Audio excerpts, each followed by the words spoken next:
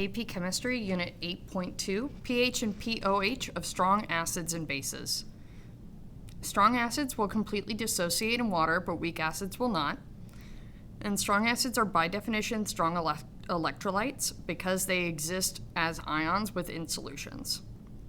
For monoprotic acids, this means acids with only one hydrogen, so mono, one, protic, proton, one proton acids.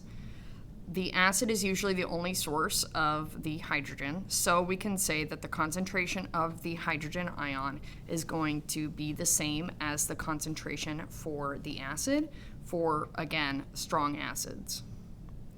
A list of strong acids and a way to remember your strong acids.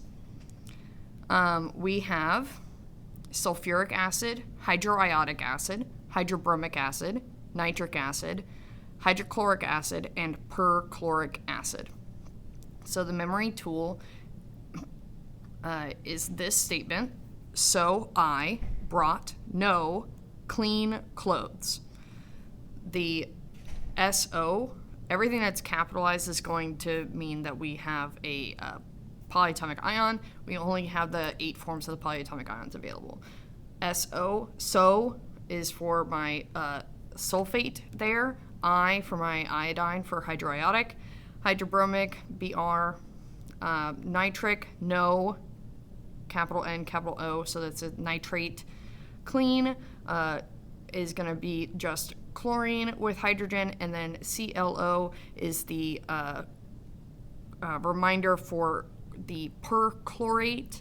So this is the most oxygens of a chlorate that we can have, and that's going to be perchloric acid. So I brought no clean clothes is going to be a memory tool that you could potentially use to help you try to remember these 6 strong acids. Everything that's not listed as a strong acid is going to be definitionally a weak acid. So if it's an acid, but it's not on the list, it's going to be weak. Strong bases also completely dissociate in water, while weak bases do not. And strong bases are also going to be, by definition, strong electrolytes for the same reason strong acids were. They exist as ions within a solution.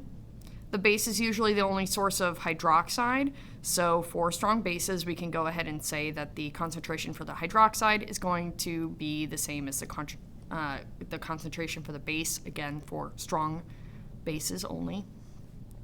And a list of our strong bases, as well as a memory tool.